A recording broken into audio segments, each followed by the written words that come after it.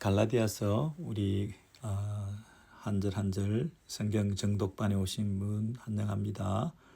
지금 2장부터 오늘 또 읽어 나가겠습니다. 갈라디아서 2장 1절 14년 후에 내가 바나바와 함께 디도를 데리고 다시 예루살렘에 올라갔나니. 여러분 14년 후에 그랬으면 이것은 언제 이후에 14년 후인가요? 그 1장으로 가보시면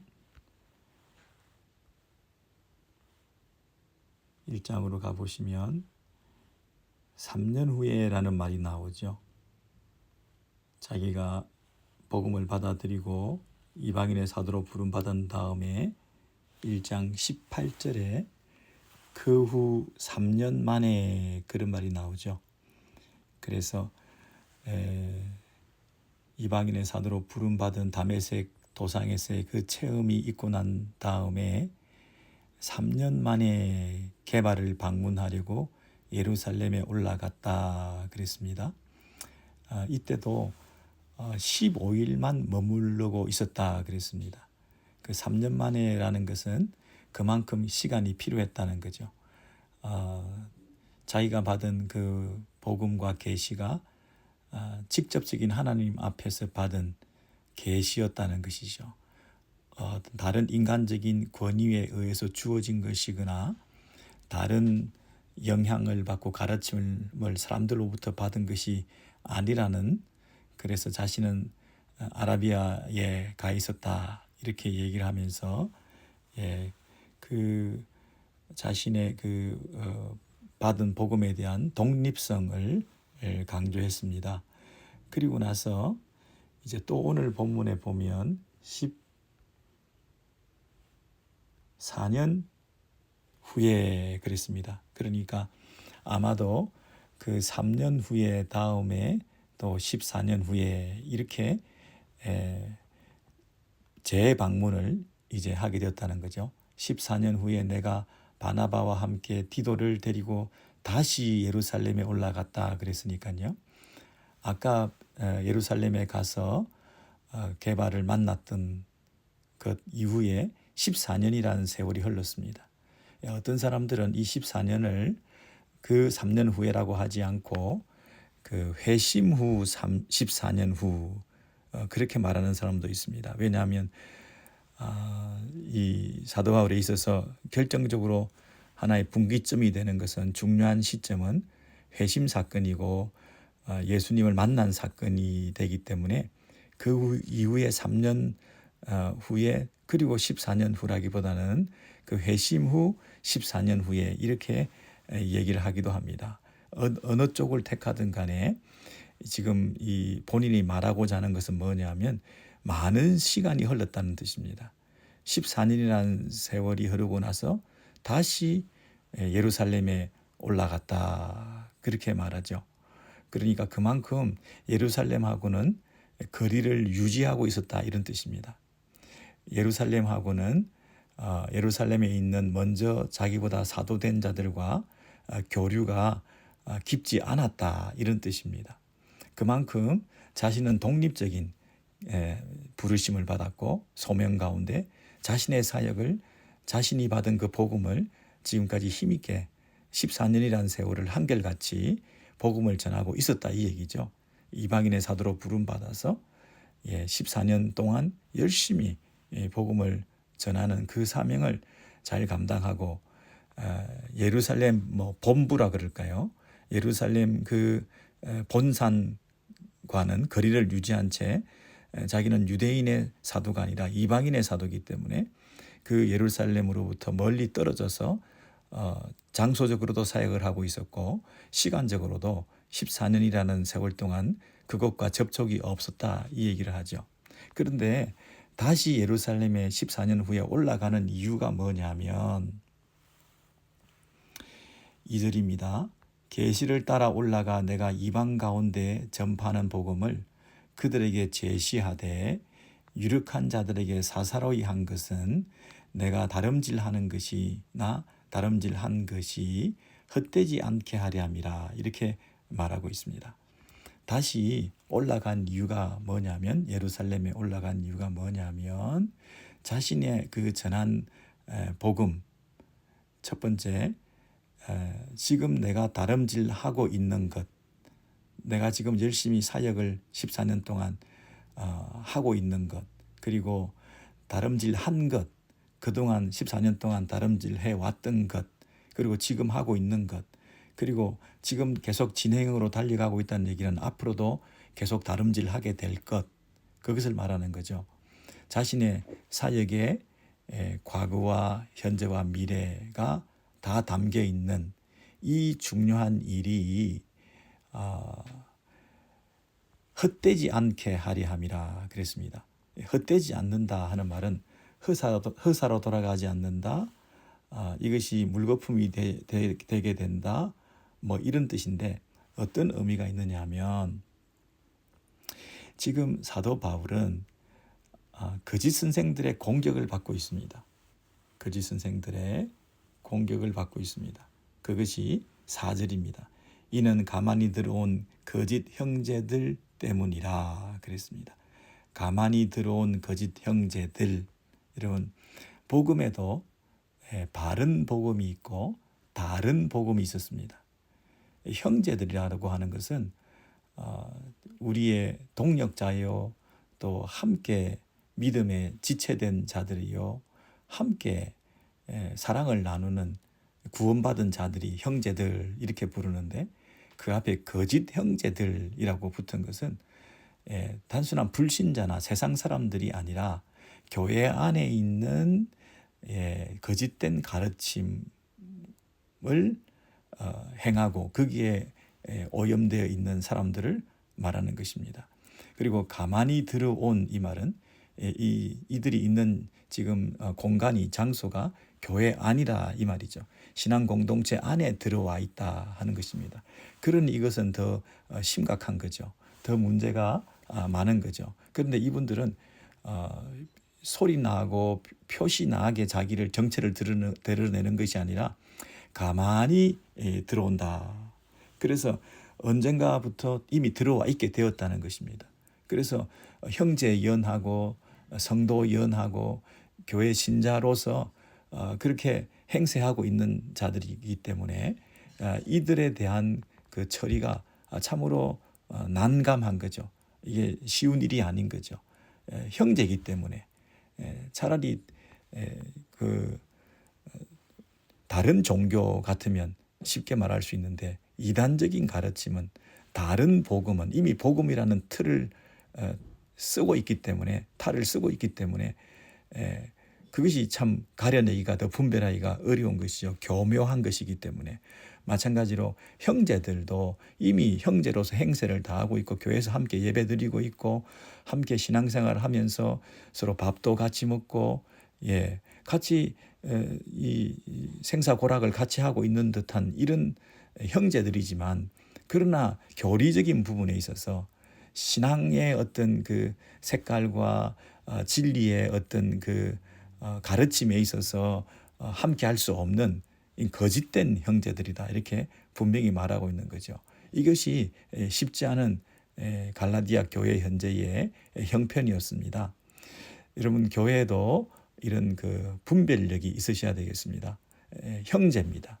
그리고 복음입니다. 그런데 다른 복음이 있을 수 있습니다. 형제입니다. 그런데 거짓 형제가 있을 수 있습니다. 우리가 다 포용하고 사랑하고 품어줘야 되지만 이 진리의 문제에 있어서만큼은 우리가 흔들리지 말고 우리가 사수하고 끝까지 보수하고 지켜내야 될 우리가 최후의 진리의 방파제가 돼야 되는 거죠. 마지막 보루가 돼야 되는 거죠. 이게 흔들리면 안 된다. 그런데 이들은 가만히 들어와 있고 점점 잠식하고 영향력을 행사하고 있고 그럴싸한 말과 행동으로서 다 포섭이 되어 가고 있는 상태에서 이 갈라디아 교회를 두고 온 사도 바울 입장에서는 심히 걱정이 되는 거죠. 그래서 이 편지를 쓰고 있는데 이 거짓 형제들이 하는 말이 뭐냐면 4절 하반절에 보시면 그리스도 예수 안에서 우리가 가진 자유를 엿보고 우리를 종으로 삼고자 한다. 이 말은 무슨 말일까요? 우리가 그리스도 예수 안에서 자유를 얻었습니다. 예수를 믿음으로 의롭다 한다. 우리가 행함을 통해서 율법을 지킴을 통해서 우리가 할례를 행함으로써 외적 표식을 드러내 보임을 통해서 그것이 하나님 백성된 표지다. 구원받았다. 우리는 성도다. 이렇게 말하는 그 종된 상태로부터 예수를 믿음으로 우리가 구원받는, 오직 은혜로 구원받는 그 참 자유를 우리가 누리게 되었지 않습니까? 율법에 얽매여 있지 않고 전통에 얽매여 있지 않고 인습에 얽매여 있지 않고 하는 그런 그 율법주의적인 그 신앙의 전통에서 벗어나서 우리가 자유를 얻었거든요. 어떻게 해요? 그리스도 예수 안에서 우리가 얻은 자유. 이걸 엿보고 그걸 틈타 가지고 그 자유가 아니라 다시 옛날로 돌아가는, 종으로 삼고자 하는, 율법의 노예가 되고자 하는, 할례를 강요하는, 식사 규범을 지키지 않고 정결 규례를 지키지 않으므로 우리의 신앙생활을 저급한 것으로, 또 열등한 것으로, 또 구원받지 못한 것으로 그렇게 공격하는 그런 종된 상태로 다시 얽어매고자 하는 그런 거짓 형제들이 들어와서 그것이 득세를 하고 많은 사람들에게 악영향을 끼치고 있는 이런 상황에 이 사도 바울이 그 갈라디아 교회를 향해서 지금 말씀을 전할 때에 자신이 14년 만에 예루살렘으로 올라갔다, 그 얘기를 하고 있는 겁니다. 왜 14년 만에 이런 분위기에서 예루살렘으로 올라갔겠습니까? 사도 바울이 그 갈라디아 교회에 전한 그 복음, 진리, 예수 안에서의 자유, 이것이 공격받고 있는 상황이었기 때문에 그 자기가 지금까지 전했던 이방인의 사도로서 이방인들에게, 이방인도 복음을 들을 수 있다. 유대인만 구원받는 게 아니다. 이방인도 예수 안에서 공평하게 하나님의 자녀가 될 수 있다고 하는 그 자유의 복음, 그 진리를 전하러 그 유대의 본산이라고 말할 수 있는 예루살렘, 그 유대주의적 전통의 본부라고 말할 수 있는 그 예루살렘에 다시 올라가게 된 이유는 그 사실에 대해서 다시 한번 확인하기 위해서 갔다, 그렇게 말할 수 있습니다. 자, 2절에 보시면 계시를 따라 올라가 내가 이방 가운데서 전파하는 복음을, 그죠? 여기 갈라디아 교회를 비롯해서 이방인의 사도로서 14년 동안 달려왔던 그 자기가 전했던 복음, 진리, 자유의 복음, 예수만 믿음으로 은혜로 구원받는 복음, 행함으로 율법을 지킴으로 할례를 행함으로 하나님의 백성이 된 표지가 된다는 사실이 아니라 우리는 예수를 믿음으로 성령을 받고 성령의 선물을 통해서 우리가 진정한 성령의 인도함을 받는, 우리가 율법에 매여 있는 자들이 아니라 성령의 사람으로 변화된 그 새로운 생명을 우리가 내 안에 가지게 되어서 그것이 바로 성령의 인침을 통해서 하나님의 백성이 되었다는 그 표지를 우리가 가지게 되었다는 그 사실을 지금까지 복음을 전하지 않았습니까? 그 전파하는 복음, 2절입니다. 내가 이방 가운데서 전파하는 복음을 그들에게 제시하되, 이런 그들은 누구냐 하면 유력한 자들이라 되어 있습니다. 유력한 자들, 예루살렘에 올라가서 자신의 그 복음을 제출했다. 옛날 번역에는 제시했다, 설명했다, 커뮤니케이션을 했다, 소통을 했다. 누구랑? 유력한 자들에게 그랬습니다. 유명한 자들에게 이렇게 번역한 데도 있죠. 유명하다, 유력하다는 얘기는 누구를 말하는 것입니까?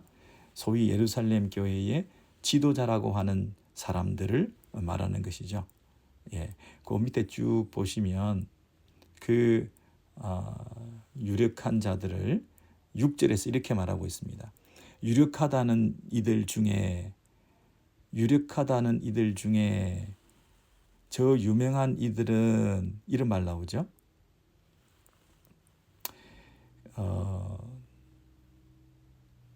그리고 8절에는 베드로라는 얘기가 나오고, 그리고 9절에는 기둥같이 여기는 야고보와 게바와 요한, 이런 말 나오죠. 그러니까 베드로, 야고보, 요한, 야고보, 베드로, 요한, 이 교회의 기둥같이 여기는, 이것이 뭡니까? 유력한 자들, 유명한 사람들, 소위 예루살렘 교회의 지도자들을 말합니다. 근데 이 지도자들은 예루살렘에서 사도 바울보다 먼저 사도된 자들이죠. 이들이 가지고 있는 그 신앙과 복음, 그것이 본류라고 하는 그 사실이 사람들에게 알려졌는데, 거짓 형제들은, 거짓 사도들은, 사도 바울은 그 사람들과 다르다라고 지금 공격하고 있는 거거든요. 이 거짓 형제들이나 갈라디아 교회에서 영향을 받은 사람들은 지금 바울의 복음이 있고 베드로의 복음이 있다, 이렇게 생각하고 있는 거예요. 근데 이 바울의 복음은 베드로의 복음과 일치하는 것이 아니다. 베드로의 복음이 참 복음이고 바울의 복음은 의심받아 마땅하다. 바울은 사도직도 의심받게 되고 바울이 전하는 그 복음의 내용도 의심받게 되는 상황에서 바울의 그 권위를 손상시키기 위해서 바울을 공격하고 있는 중이지 않습니까? 그러니까 이런 입장에 있는 바울은 베드로의 복음과 바울의 복음이 다르다라고 하고 있는 그런 공격에 대해서 바울이 취할 수 있는 입장은 뭐냐면, 첫 번째는 베드로의 복음이나 바울의 복음이나 공이 하나님으로부터 받은 것이다. 그러니까 내가 직접 하나님으로부터 계시를 받은 것이다 하는 면에서 베드로의 영향을 받거나 베드로의 영향을 덜 받거나 이런 문제가 지금 아니다 하는 것을 주장하게 되고, 두 번째는 내가 독립적으로 바울의 복음을 받았긴 하지만 그 근원이 사람들로부터 영향받은 게 아니고 가르침받은 게 아니긴 하지만 나 특유의 내 독립적인 나의 사도직의 권위를 지금 내가 주장하고 있지만, 한편으로는 두 번째로는 베드로의 복음과 동질의 복음이라고 하는 것을 강조함으로써 베드로의 복음이 신적인 것이라고 한다면, 그것이 정통성을 가진 것이라고 한다면, 내가 받은 복음도 베드로의 복음과 동질하다고 한다면 내 복음도 정통적인 것이다 하는 사실을 인정받기 위해서 14년 만에 올라가게 되었습니다. 그럼 14년 만에 갔다는 것은 독립적이다는 것을 암시합니다. 전혀 베드로의 복음, 예루살렘에서의 그 본래의 그 사도의 그 가르침이나 영향을 받은 것이 아니라고 하는 그런 면에서 엄청난 시간의 간격이 있다는 것이 14년입니다. 그럼에도 불구하고 다시 올라갔다는 얘기는, 예루살렘에 올라갔다는 얘기는 두 사이의 복음이 동질하다는 복음을 통해서 하나의 복음이라고 하는 것을 확정하기 위하는 그런 깊은 뜻이 있었던 것이죠. 여러분, 거기서 다시 자세히 보시면 그 2절에 이런 말씀이 있습니다. 예루살렘에 올라가게 된 것이 계시를 따라 올라가, 그렇게 되어 있습니다.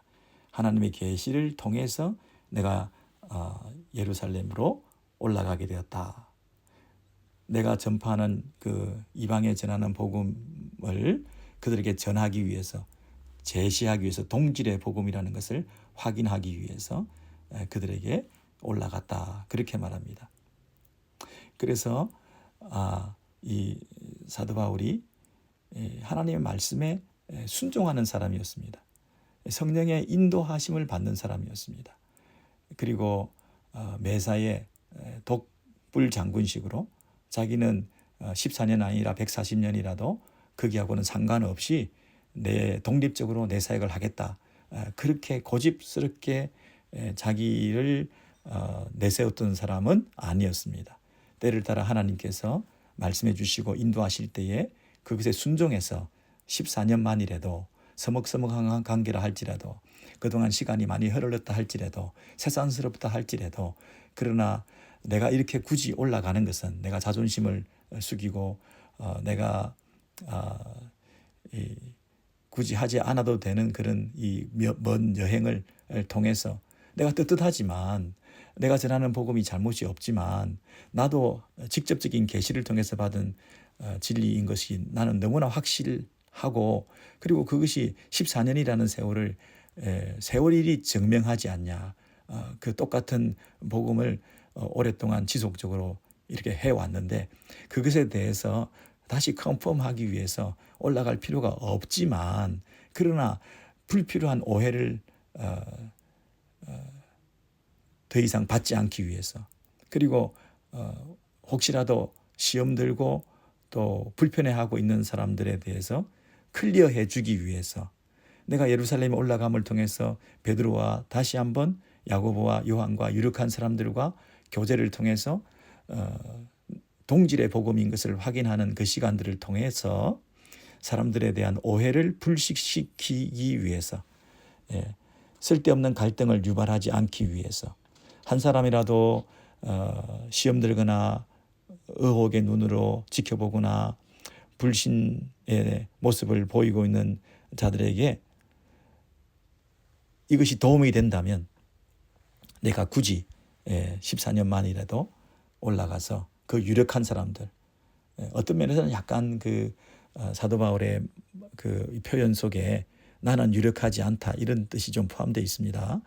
그 유명한 사람들, 그 유력한 사람들, 그 대단한 사람들, 그 기둥 같은 사람들, 그 스포트라이트를 받고 있는 사람들, 많은 사람의 존경을 받고 있는 사람들, 그 본부에서 어쨌든 자기의 자리를 지키고 존경받고 있는 그런 사람들에 비해서 자신은 초라하고 야인처럼 이방인의 사도로 새로운 전도의 사명을 개척하면서 온갖 고생을 다하면서 복음을 전하고 있는 그런 입장에서 지금 한가하게 예루살렘을 방문할 이유도 없는 거지만 그러나 무엇을 위해서? 사람들을 시험 들지 않게 하기 위해서 불필요한 오해를 불식시키기 위해서 바울의 복음과 베드로의 복음이 마치 분리된 복음인 것처럼 사람들이 오해하면서 사도 바울이 전하는 그 복음을 열등한 것으로 2차적인 것으로 저급한 것으로 본부에서 전하는 베드로의 복음만 참 복음인 것으로 이렇게 오해함을 통해서 내가 14년을 달려왔는데 또 앞으로 달려갈 건데 그것이 조금이라도 방해받는 폄훼당하는 내가 전하는 복음이 조금이라도 무시당하는 그리고 덜 중요한 것으로 전달되는 이런 일들을 없애기 위해서는 내가 말씀에 순종해서 하나님께서 인도하시는 대로 계시를 따라 예루살렘에 14년 만에 내가 올라가는 수고를 마다하지 않았다 이렇게 말하는 것입니다. 여러분 우리에게 한번 적용해 보시면 어떠실까요? 14년 만에 뭔가를 해라 그럴 때 나 지금까지 잘해왔는데 어떻습니까 여러분? 내 비즈니스를 14년 동안 내 비즈니스를 몇십 년 동안 내가 이 방면의 전문가인데 내가 가르쳐온 이 복음 내가 목회를 몇십 년 했는데 하는 그런 자기의 그 자만심 같은 것도 있을 수 있지 않습니까? 내가 누군가에게 굽신거리고 가서 절하고 가서 배우겠다 그러고 또 내가 전하는 것이 옳은지 틀린지 제시하고 제출해서 컨펌 받고 하는 그런 과정이 싫을 수 있거든요. 안 하고 싶지 않겠습니까? 나도 이 방면의 전문가고 내가 경험이 많은 사람인데 그러나 복음을 위해서 시험 드는 사람이 없도록 하기 위해서 한 영혼이라도 건지기 위해서 내 복음을 정통 복음이 아니라고 하는 사람들에게 내가 예루살렘에 올라가서 내 복음을 그들에게 소개해서 그들과 교제하는 일을 통해서 하나의 동질의 복음, 동일한 복음이라는 것을 알려줌을 통하여 이 복음이 더 효과적으로 전해지는 그 일에 쓰임받을 수 있다면 한 영혼이라도 살리는 그 일을 위해서 한 영혼이라도 시험 들지 않도록 하기 위해서 내가 수고를 마다하지 않겠다는 이런 정신 이것이 사도 바울로부터 우리가 배워야 할 바른 사역의 자세, 신앙생활의 자세라고 생각하는데 여러분은 어떠신가요? 여러분 지금 누군가를 14년 만에 또 20년 만에 먼저 우리가 찾아가서 만나야 될 사람은 없을까요? 우리가 등 돌리고 모른 척하고 세월이 약이라 그러고 오랫동안 아무렇지도 않게 둔감하게 그렇게 살아왔고 서로 소원해진 그런 관계가 있다고 한다면 여러분 어떨까요? 2장 9절에 보시면 친교의 악수 이런 말이 있습니다. 다시요. 2장 9절에 보시면 기둥같이 여기는 야고보와 게바와 요한도 내게 주신 은혜를 알므로 나와 바나바에게 친교의 악수를 하였으니 그랬죠. 여러분 친교의 악수, 교제의 악수, 서로 독립적인 복음을 이방인의 사도요 유대인의 사도요 이 사역의 대상, 섬김의 대상은 달라도 복음은 하나다. 다시요. 우리가 섬기는 대상은 달라도 복음은 하나다 하는 이 하나됨의 확인, 이게 악수입니다. 친교의 악수를 나누게 되었다. 여러분 혹시 저와 여러분이 악수를 최근에 안 한 사람들이 있다면 이 복음 안에서 이 친교의 악수를 나눌 수 있으면 좋겠습니다. 누가 먼저 손을 내밉니까? 사도 바울이 대단한 사역자고 간정이 있고 하나님의 개인적인 부르심을 받고 계시를 직접 받고 하는 이런 부끄러움이 없고 또 사람들이 부러워할 만한 그런 당당한, 개인적으로는 당당한 사역자였고 인류 역사상, 기독교 역사상 바울과 같은 사람이 없을 정도로 독보적인 존재였지만 이들이 그 당시 유력한 자들 찾아가서 그들에게 친교의 악수를 나누는 이런 섬김의 모습이 너무 귀하지 않습니까? 여러분 친교의 악수를 나눌 수 있으면 좋겠습니다. 자, 그런데 2절에 보면 또 한 가지 단어가 나오죠.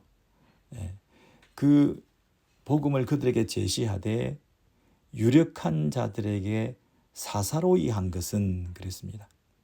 여기서 사사로이 했다 하는 말은 개인적으로 했다, 사적으로 했다, 따로 만났다, 그런 의미가 있습니다. 따로 만났다, 개인적인 만남을 가졌다. 그래서 이 사사로이 하는 것은 대수롭지 않게 그런 뜻이라기보다는 대수롭지 않다는 뜻보다는 개인적으로 따로 이렇게 만났다, 이렇게 얘기하죠. 그 유력한 자들에게 한 사람 한 사람 만나서 이런 뜻일 수 있겠습니다.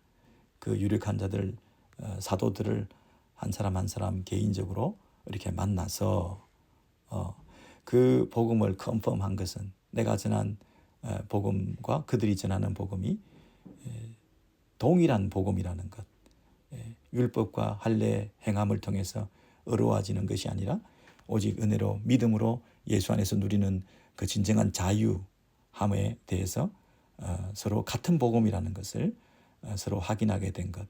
여기서 사사로이 하는 것은 개인적으로 따로 이렇게 만났다는 것을 말합니다. 그 말은 사도 바울이 가지고 있는 어떤 그 공식적인 만남이 아니었다는 뜻이 있는데 그들의 만남이 공식적이지 않았다는 그런 의미도 있는데 그 얘기는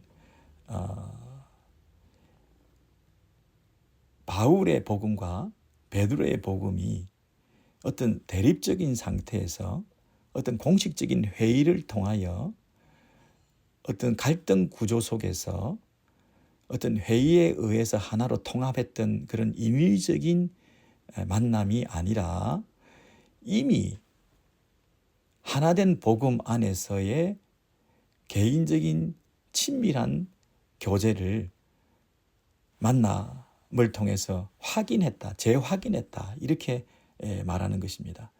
사사로이 내가 그 예루살렘의 사도들을 만나러 가는데 사적인 만남이었다. 이 얘기는 대수롭지 않은 만남을 했다 이런 뜻이 아니고 사사롭게 여겼다 이런 뜻이 아니라 서로 반대 개념을 가지고 있는 복음의 당사자들이 공식적인 만남을 통해서 회의하고 또 불일치를 회복해서 또 서로 양보하고 타협해가지고 하나로 봉합했다, 임시로 봉합했다 이런 공식적인 회의와 같은 이런 만남이 아니라 이미 우리 둘은 하나의 복음을 가진 자들로서 공식적인 어떤 회의 체제로서의 어떤 그 외형적인 만남을 추구한 것이 아니라 개인적인 사사로운 이미 하나 된 상태에서 둘 사이의 그 하나됨을 확인하는 그런 사적인 교제를 나눔을 통해서 우리가 하나 되었다는 것을 재확인하는 그런 만남이었다라고 지금 얘기하는 거죠. 여러분 그래서 여기서 사사로이 했다든지 헛되지 않게 한다든지 하는 이 단어 하나하나가 우리가 성경 정독반을 통해서 읽어 나갈 때에 다 큰 의미가 있다는 것입니다. 그런데요, 그 3절에 보시면 그러나 나와 함께 있는 헬라인 디도까지도 억지로 할례를 받게 하지 아니하였으니 3절입니다. 여기 보면 디도는 헬라인이다 그랬습니다. 그런데 디도는 이방인으로서 헬라인인데 할례를 받게 하지 아니하였다. 그게 무슨 말일까요? 자, 다시요. 3절에 그러나 나와 함께 있는 헬라인 디도까지도 억지로 할례를 받게 하지 아니하였으니 그 말은 무슨 말입니까? 지금 사도 바울은 예루살렘 사도들을 만나기 위해서 예루살렘에까지 14년 만에 올라가기도 했지만 그럼에도 불구하고 디도라고 하는 이방인 헬라인을 할례를 받게 해야 됨에도 불구하고 할례를 받게 하지 아니해도 괜찮다라고 지금 사도 바울이 얘기를 한다는 거예요. 이 헬라인 디도는 할례를 받지 않은 상태에서는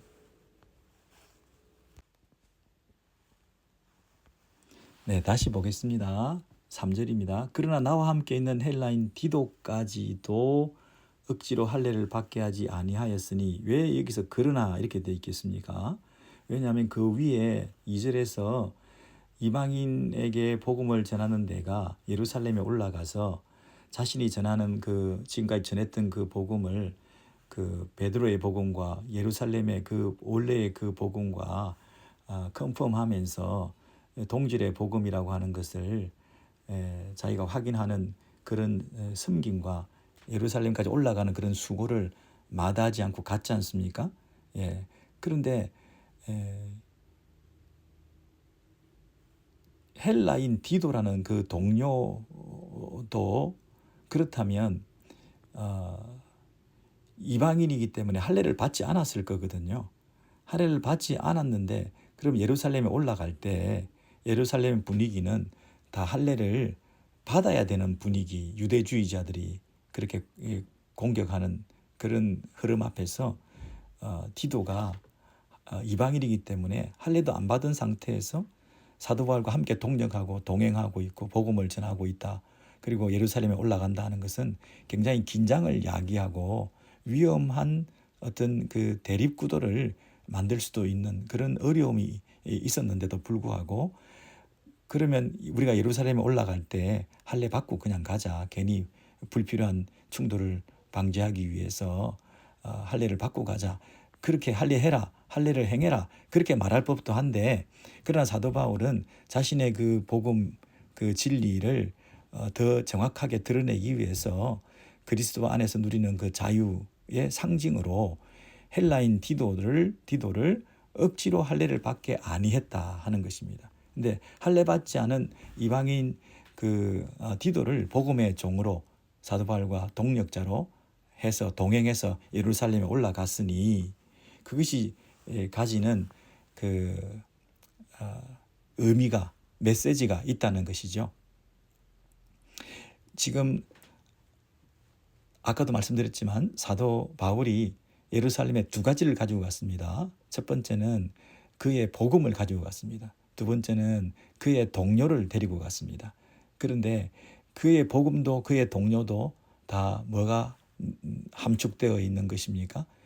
그리스도 안에서 누리는 자유, 그 율법과 할례와 식사 규례를 지킴으로써, 절기를 지킴으로써 이 어렵게 되어 가고, 그것이 하나님의 나라의 백성의 표지라고 하는 그런 전통적인 유대주의적인 그 입장을 가지고 있는 그 거짓 교사들의 맞서서 사도 바울이 할 수 있었던 것은 뭐냐면, 예루살렘에 올라가서 내가 지금까지 전한 이방인들에게도 복음을 전했다고 하는 그 사실, 그 복음이 그들과 동질하다 하는 것. 그리고 두 번째는 그가 할례를 행치 않게 하고 복음의 종으로 함께 올라간 이방인도 예수 믿고 할례도 행하지 않았는데 하나님의 종으로 함께 쓰임 받는 이 디도를, 동료를 데리고 올라감으로써 그 사람들에게 자신이 전하고자 하는 그 메시지를 명확하게 했던 것이죠. 그래서 그런 이유로 4절에 보시면 아까도 살펴봤지만 그 거짓 형제들, 거짓 교사들, 예수 안에서 누리는 자유, 다시 종으로 삼고자 하는 그들의 공격에 대해서 거짓 가르침을 향해서 우리는 복종할 수 없기 때문에, 그게 5절입니다. 그들에게 우리가 한시도 복종하지 아니하였으니, 그 말입니다. 우리가 잠시도 굴복하지 않았습니다. 조금도 양보할 수 없습니다. 우리가 전한 그 복음은 거짓 형제들이나 교사들에 의해서 조금도 잠식당할 수 없습니다. 한순간도 그들에게 우리가 우리의 마음을 뺏길 수가 없습니다. 여러분, 이 5절 같은 말씀은 한시도 복종할 수 없습니다. 한순간이라도 그 거짓된 가르침에 현혹당할 수 없습니다.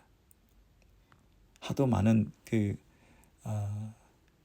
메디아나 또는 많은 그 쏟아져 나오는 홍수와 같은 그런 정보들이 많기 때문에 우리가 넋을 놓고 마음을 뺏기고 사탄의 종노릇을 할 수가 있습니다. 시간을 뺏기고 킬링 타임을 하면서 우리가 경건하게 살지 못할 때가 있는데요. 그럴 때마다 우리 이 5절의 말씀, 우리가 한시도, 이 말을 기억하시면 좋겠습니다. 우리가 한순간도, 한시간도, 한순간도 우리가 마음을 뺏길 수가 없습니다. 정신 차리겠습니다. 그렇게 마음을 정하시면 좋겠습니다. 그리고 장소도 그렇습니다. 이는 복음의 진리가 항상 너희 가운데 있게 하려 함이라. 이 우리 가운데, 우리 심령에, 우리 공동체 안에 뭐가 있어야 된다고요? 진리에 사로잡혀 있어야 된다. 시간도, 한 시간도 놓쳐서는 안 된다. 장소도 한순간도 우리가 떠나서는 안 된다. 늘 진리가 우리를 붙들고 있어야 된다. 이 복음의 진리가 왕노릇해야 된다. 너희 가운데 있어야 된다. 복음의 진리가 너희 공간을 지배하고 있어야 된다. 복음의 진리가 너희 마음을 한순간도 빼앗겨서는 안 된다. 여러분, 여기 한시도, 그리고 항상 너희 가운데, 이 말씀을 꼭 기억하시면 좋겠습니다. 영적 싸움의 현장입니다. 영적 싸움은 중립지대가 없습니다. 이 입추의 여지도 없습니다. 이 바늘 하나 세울 그 틈도 없습니다. 항상 최전선입니다. 중립지대는 없습니다. 영적 싸움은 전방과 후방이 없습니다. 내 마음에는 중립지대가 없습니다. 이거 아니면 저겁니다. 한순간도, 잠시 한 공간도 뺏길 수 없습니다. 예. 우리가 마음이 약해지고 또 시험이 들고 또 사탄이 주는 생각이 들어오고 또 세상 유혹에 빠지고 할 때마다 이 사도 바울의 이 심정을 우리가 헤아렸으면 좋겠습니다. 사도 바울은 열정으로 달려가면서 내가 한순간도 허투루 시간을 쓰지 않겠다. 어디에서나 나는 이 복음의 진리가 왕노릇하게 하겠다. 5절 말씀, 우리가 일시라도 복종치 아니하였으니 마음 뺏기지 아니하였으니 혹하고 우리의 시선을 다른 곳에 돌리지 아니하였으니 잠시라도 한순간이라도 내가 깨어 있어야 되겠다. 여러분 마음을 뺏기지 마시기 바랍니다. 사람들의 유혹에 넘어가지 마시기 바랍니다. 세상 친구들의 그 달콤한 말들에 현혹당하지 마시기 바랍니다. 적당히 살려고 하지 마시기 바랍니다. 우리의 그 생각과 마음을 늘 주께로 향하시기 바랍니다. 깨어 있으시기 바랍니다. 그래서 때로는 낙심이 되고요. 때로는 헌신도 식어지고요. 때로는 상처도 많이 받고요. 모든 게 귀찮아지기도 하고요. 이런 조롱과 멸시를 받으면서 이런 대접을 받으면서 마음이 심히 연약해지기도 하고요. 하나님께서 왜 이런 일을 허락하셨나? 왜 이런 일을 도대체 허락하셨나? 이런 생각이 들어 섭섭한 마음도 들고요. 믿었던 사람이 우리를 배신하기도 하고요. 또 내 마음 같지가 않게 늘 상대방이 오는 그 반응은 우리 마음을 채워지지 않게 되기도 하고요. 그런 이런 인간적인 이런 그 아픔과 관계에서 오는 어려움과 또 세상이 주는 유혹과 내 육신의 안일함을 위해서 살려고 하고 그냥 대충 편하게 신앙생활을 하려고 하는 이런 마음에서부터 우리가 떠나가지고요. 우리가 살아있는 동안 호흡하는 동안 한순간이라도 한시라도 그런데 마음을 뺏기지 말아야 되겠다. 편한 쪽으로 쉬운 쪽으로 그냥 관성적으로 이전에 하던 방식으로 그렇게 신앙생활을 얼마나 좋습니까? 그리스도 안에서 자유를 누린다는 게 이게 더 어려운 일이거든요. 자유에는 책임이 따르기 때문에 그냥 율법적으로 해라는 거 하고 또 하지 말라는 거 하지 말고 그리고 요거 다 하면 더 어려워지고 더 구원에 가까워지고 이런 식으로 계층별로 훈련받고 그 다음 단계 올라가고 그 다음 단계 올라가고 하는 그런 성취감을 가지고 만족감을 가지고 다른 사람보다 내가 더 많이 훈련받았다, 더 많이 계급장을 땄다, 더 많은 크레딧을 받았다, 더 많은 액세서리를 붙이고 그런 걸로 우리의 그 마음의 위로를 받으려고 하는 그런 방식의 신앙생활, 수십 년 교회 다니면 개근상 주고 정근상 주고 수십 년 근속상 주고 그 상 받아서 크레딧이 되고 내가 신앙생활 잘하고 10년 다닌 사람보다 20년 다닌 사람이 더 우월하고 다른 사람 그렇지 못한 사람을 어떤 면에서는 하대하고 하는 이런 방식의 우월감, 이것이 신앙생활을 더 편하게 하고 쉽게 하는 방식이 될 수 있거든요. 그리스도 안에서 자유를 누리며 그 자유에 따르는 책임을 가지고 신앙 양심을 따라 산다는 것이 더 어려운 일입니다. 내 안에 있는 신앙의 양심을 따라 산다는 것, 내 안에 있는 성령께서 인도하심을 따라 순종한다는 것, 그게 쉬운 일이 아닙니다. 외형적이고 형식적으로 그렇게 율법적으로 그렇게 살아가는 것이 훨씬 편하지, 내면 깊은 곳에서부터 성령께서 인도하시고 내 안에서 말씀하시고 요구하시는 그 수준과 기대가 너무 높으시기 때문에 그게 차라리 눈 감고 모른 척하고 그렇게 살고 싶고 외형적인 거 이루어가면서 계단식으로 올라가면서 그렇게 수십 년 신앙생활 하는 것이 더 편할 수 있습니다.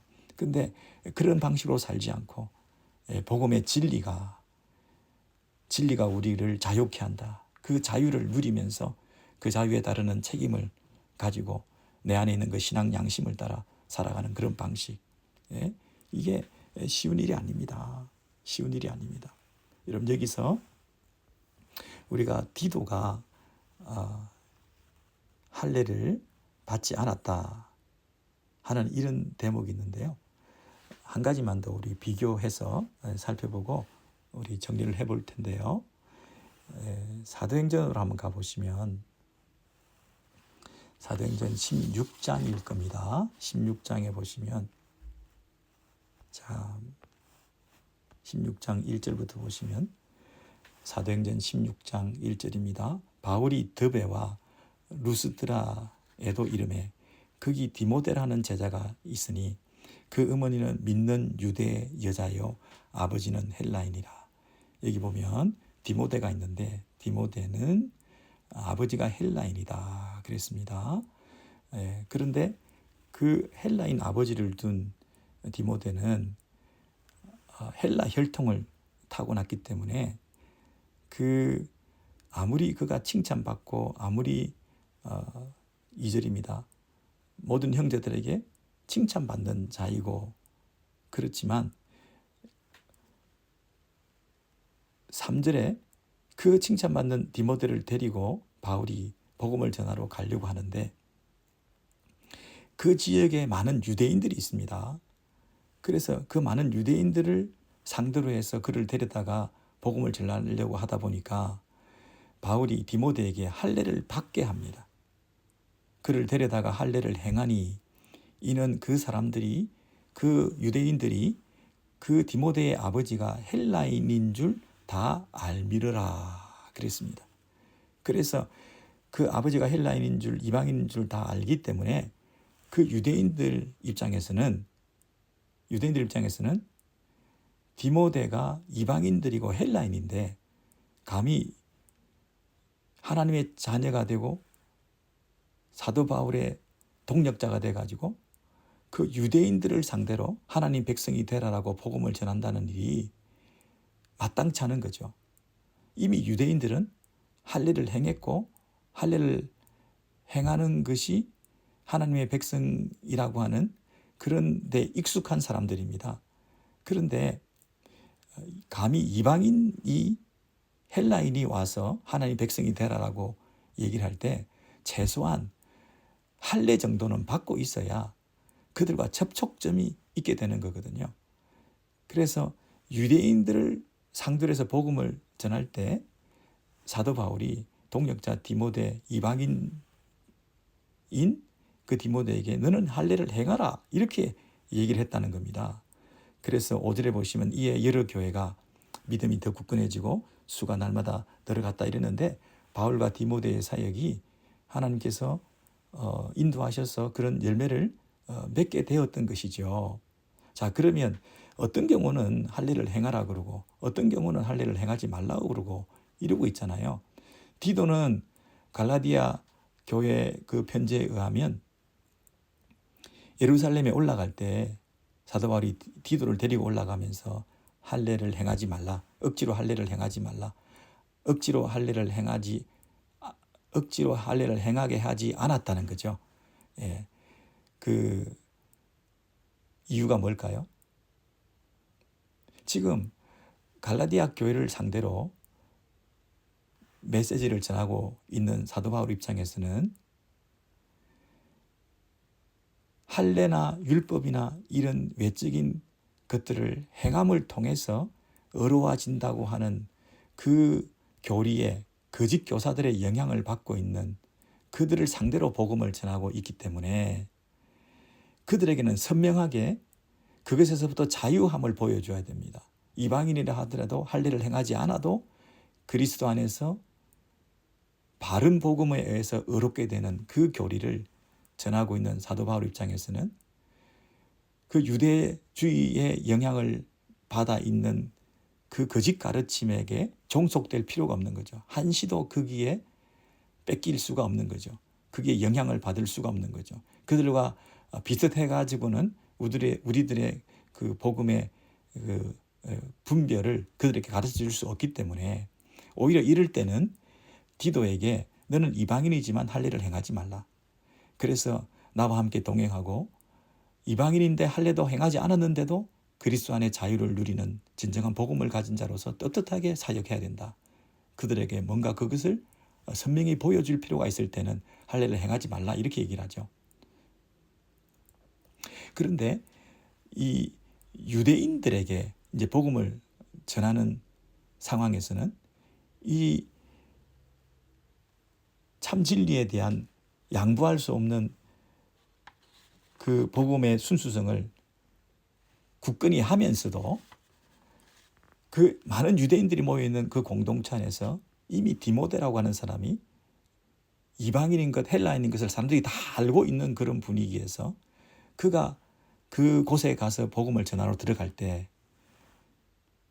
그 이방인 헬라인 디모데가 그 아버지가 헬라인인 걸 뻔히 다 아는데도 와서 그 유대인 공동체에 들어가서 복음을 전한다고 할 때 일단 가지게 되는 거부감이라는 게 있습니다. 일단 문화적인 동질성이 어떤 면에서는 제2의 복음이다 이렇게 말합니다. 그들의 삶의 태도가 제2의 복음이다.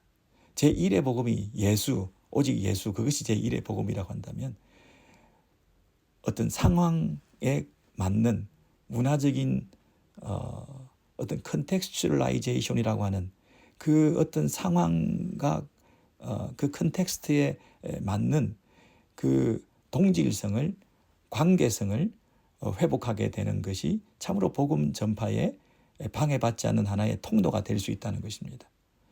예수를 억지로 말로서 전하지만 사실은 관계 안에서, 만남 안에서, 또 평소의 삶을 통해서, 평소의 본을 보임을 통해서, 평소의 섬김과 나눔과 또 서로에 대한 애정과 그런 관계를 통해서 그 접촉점이 있고 마음의 문이 열릴 때에 거부감이 없고 맹목적인 어떤 그 이유를 알 수 없는 그 거부감 이런 것들을 불식시키는 것이 필요하기 때문에 복음을 전하고 한 생명을 구원하는 그 일에 무엇보다도 최우선순위를 둔다면 할례 정도 행하는 것은 아무것도 아니다 하는 그런 마음으로 이번에는 네가 할례를 행하라 이렇게 사도 바울이 디모데에게 말을 했다는 것입니다. 여러분 디도의 경우와 디모데의 경우 이렇게 다르게 사도 바울이 적용했던 그 진리의 그 모습이 그들에게 어떻게 효과적으로 전해질 것인가에 대해서 사도 바울이 아주 지혜롭게 그 일을 행했다는 것이죠. 그들의 문화를 존중한다. 그들의 상황을 이해한다. 그것이 복음을 전하는데 걸림돌이 되지 않기 위해서 할례까지도 행할 수 있다 하는 이런 마음이 필요한 것입니다. 나는 절대로 그들에게는 복음을 바르게 전하기 위해서 할례를 절대로 행하지 않아야 될 때가 있고 그들에게 복음을 전하고 한 영혼이라도 살리기 위해서 내가 할례까지도 행하고 들어가야 될 때가 있고 하는 이 두 가지면 둘 다 복음을 중요하게 생각한 거죠. 둘 다 복음의 본질을 지키는 거죠. 예. 이런 어떤 유연성과 이런 적용성과 또 이런 섬기는 그런 태도가 복음을 너무 사랑하니까 영혼을 너무 사랑하니까 한 영혼이라도 구원해야 되는 그 일에 목숨을 걸어야 되니까 그리고 진리는 꼭 그 본질을 지켜야 되니까 진리가 오염되면 안 되니까 가짜가 들어오는 것을 한 시간도 한순간도 허락할 수 없으니까 그런 면에서 철저하게 이 복음의 사도로 분명히 서 있는 이런 경우도 우리에게 참 도움이 되는 말씀이라 생각됩니다. 이것을 아디아포라 이렇게 말합니다. 헬라어로 아디아포라. 이 아디아포라라는 뜻은 뭐냐면 중요하지 않은 것이다 이런 뜻입니다. 하나님께서 명령하시지도 않고 하나님께서 금지하라고 하지도 아니하셨고 하나님께서 하지 말라고도 하지 아니하신 그 어떤 결정적으로 중요한 것이 아닌 구원과 직결되지 않는 이게 선악의 문제가 아닌 어떤 그 비본질적인 문제, 이것을 아디아포라 이렇게 얘기합니다. 뭐 복음송을 해야 되느냐, 찬송가를 해야 되느냐, 뭐 침례를 행해야 되느냐, 세례를 행해야 되느냐를 비롯해서 이렇게 해야 되느냐, 저렇게 해야 되느냐, 그 결정적으로 중요한 구원의 문제, 선악의 문제, 하나님께서 명령하시느냐, 하나님께서 하지 말라고 했냐, 하라고 했냐 하는 그거가 경계가 없는 우리의 그 신앙의 개인의 양심과 판단의 자유에 맡겨야 되는 것들이 있습니다. 이게 비본질적인 거. 여러분, 우리가 익숙한 거 있습니다. 신앙생활하고 교회생활 하다 보면 내게 편한 게 있습니다. 찬양도 그렇고 교회 분위기도 그렇고 사도신경을 해야 되냐 말아야 되느냐, 뭐 카페 색깔이 초록색이냐 빨간색이냐, 또 십자가를 다느냐 마느냐, 뭐 음식을 먹느냐 안 먹느냐, 뭐 애찬을 나누느냐 안 나누느냐, 애찬을 뭐 피자로 하느냐 국밥으로 하느냐, 뭐 옷을 뭘 입고 와야 되느냐, 청바지를 입어야 되느냐, 청바지 입으면 안 되느냐, 뭐 이런 아주 비본질적인 것들 많습니다. 그 비본질적인 것들을 가지고 우리는 마음이 불편해지기도 하고 다투기도 하고 등 돌리기도 하고 막 그럴 때가 있습니다. 그런데 교회에서는 또 이 성경에서는 사도 바울이 보였던 이런 태도가 필요합니다. 정말 유연하고 또 모두가 포용되고 모두가 용납되지만 그러나 분별해야 될 것, 지켜야 될 것, 그러나 한 영혼을 살리기 위해서는 내가 모든 것을 포기할 수도 있는, 이런 음악을 해야 되느냐 저런 음악을 해야 되느냐, 그러나 한 영혼을 위해서는 내가 내 것을 내려놓을 수 있는 그런 낮아짐과 겸손한 태도. 사도 바울이 14년 만에 예루살렘에 올라갔습니다. 안 가도 될 일인데요, 굳이 그 사람들에게 가서 친교의 악수를 나누었다 그랬습니다. 그런데 그럼에도 불구하고 디도는 억지로 할례를 시키지 않았다. 그런데 때로는 디모데는 할례를 행하라 이렇게 했다는 사실을 통해서 우리가 많은 교훈을 받게 되고 또 개인적인 적용거리들이 있으면 좋겠고, 또 우리 교회가 그런 아름답고 포용성이 있는 교회가 됨과 동시에 아디아포라 문제에 있어서는 유연한 사람들, 그리고 선교적 상황화, 문화와 상황과 그 각자가 가지고 있는 그 배경과 이런 것들에 대해서 우리가 존중해 줄 수 있는 그런 입장을 취함과 동시에, 또 하나 진리의 문제에 있어서만큼은, 본질적인 문제에 있어서만큼은 생명처럼 그것을 지킬 수 있는 그런 태도, 이것이 우리에게 필요한 것 같습니다.